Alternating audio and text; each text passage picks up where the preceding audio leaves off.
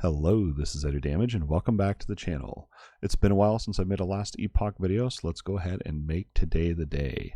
Today I want to talk about last Epoch trading. This is an ongoing topic of conversation within the last Epoch community. Some people are on the side of the fence of, well, just make everything open trading, kind of like we see in Path of Exile, and other people are saying, you know, I want to earn my loot, I want to maybe have a solo self-founded experience type of deal. And then you have people in the middle that are saying, you know, just have open trade or whatever, and you go ahead and choose your own journey through the game. I understand all sides of the argument here, but I think the solution that Last Epoch is providing that I want to talk to you about is a pretty good way to kind of meet in the middle. They dropped this article about an hour ago from the time of making this video, and I'm not going to read the whole thing to you here. We're just going to kind of break it down so you can know what this article's about. Maybe you're too lazy to read or whatever it is. Maybe you're drinking a coffee or having a snack, who knows, but go ahead, sit back, relax, and let's talk about it. The way they're going to handle trading in Last Epoch is the player gets to choose a faction to be a part of. These are going to be the first two factions introduced into Last Epoch, the Merchants Guild, Trade, Profit, Grow, and then you have the Circle of Fortune, Stars Guide Our Fate. I'm going to go ahead and tell you right now, personally, whenever I play Last Epoch, every time I make a new character, out of habit, I do the solo challenge where there's no trading, no shared stash, anything like that. It's all purely what you find on that character. I'm also a big fan of the Diablo 3 way where if you're in a party and gear drops, you can share it with your party members, and we're going to talk about that, the gifting system, a little bit later here in the video. So this faction system, you will have to choose one faction to align with, and all of the reputation you gain, levels you gain, is account wide. You can swap factions at any time, so let's go ahead and just talk about the faction Merchants Guild.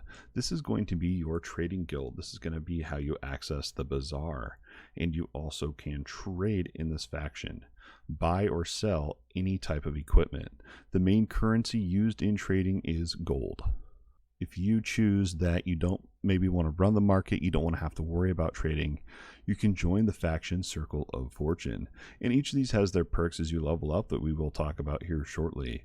So the Circle of Fortune will improve quantity and quality of item drops, and you can also use prophecies to hunt specific item types. This will definitely help out with target farming. So they have a couple details here that you should definitely know about. You can have different characters in the same cycle in different factions. You can have your Void Knight in the Circle of Fortune, and you could have your maybe Necromancer, whatever it is, in the trading faction.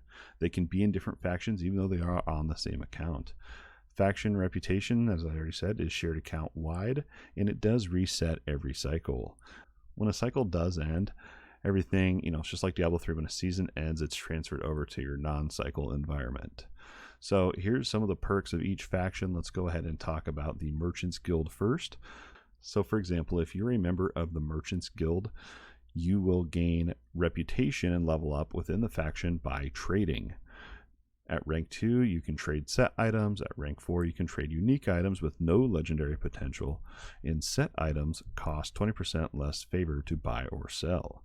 Rank 6, you can trade exalted weapons and unlock additional Bazaar item slots. So Bazaar is going to be like your auction house, your trading system in this game. So let's go ahead and look over here, Circle of Fortune, and I've already decided this is going to be my main faction.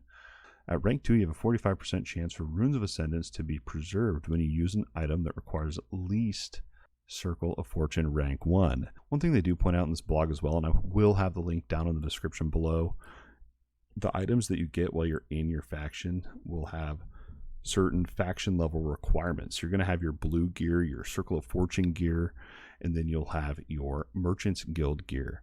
And this is so that you can't just join the Circle of Faction, get really overpowered gear, and then go ahead and trade it by joining the Merchants Guild. The blue gear, you may be able to trade it, but no one will be able to actually equip it unless they have the level required of the Circle of Fortune faction reputation levels. Rank 4, affixes are 50% more likely to be exalted, so you have a 50% more chance to find exalted items. That's huge.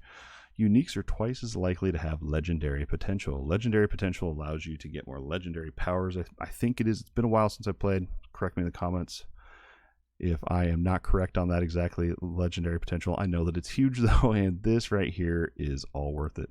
This will definitely be the faction that I'm running with. And then they talk a little bit more about the Bazaar. It's your trading hub.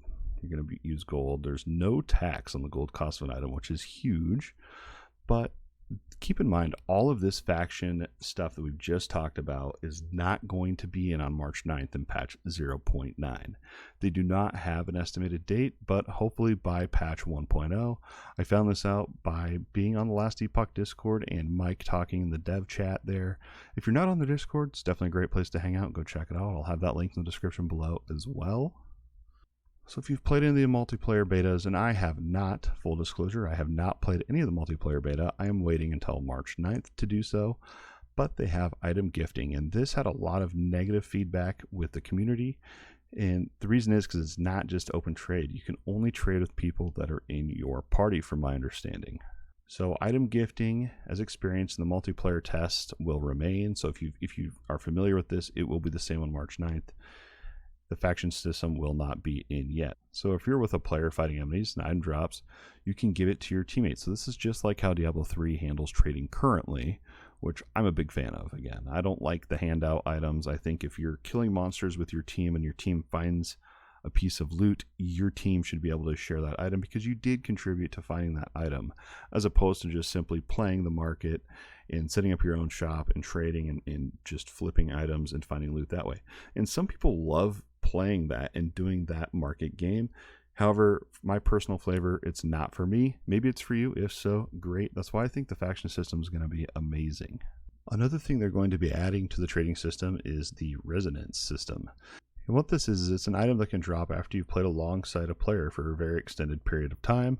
I don't know what this period of time is or how they're going to be measuring it, but what this is this item can drop, and then if your buddy happens to be offline and an item drops, you can attach this to the item to then make it tradable to your friend even though they weren't online at the time of that item dropping. Overall, I think this update and what they're planning to do is a great answer to the community's feedback that they received with just only having item gifting. I definitely think this is a great additional layer so that those of us that maybe don't want to play the market can have the option to do that more solo self-founded type of gameplay. But that's just one man's opinion. Let me know what you think down in the comments below. Do you think this is a step in the right direction for trading in Last Epoch, or do you think maybe this is a step back? Let us know. Consider joining our Discord. We can keep the conversation going there as well. If you enjoyed this video, don't forget to like and subscribe. And as always, thanks for watching, and we'll see you in the next video.